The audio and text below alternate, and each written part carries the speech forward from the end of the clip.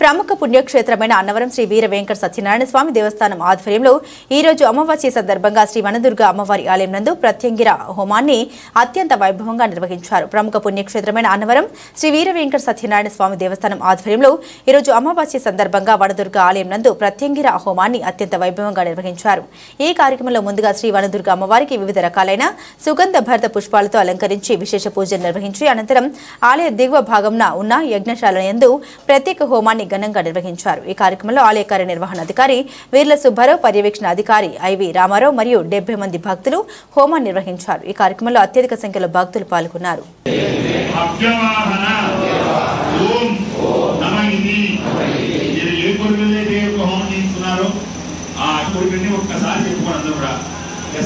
Terima kasih.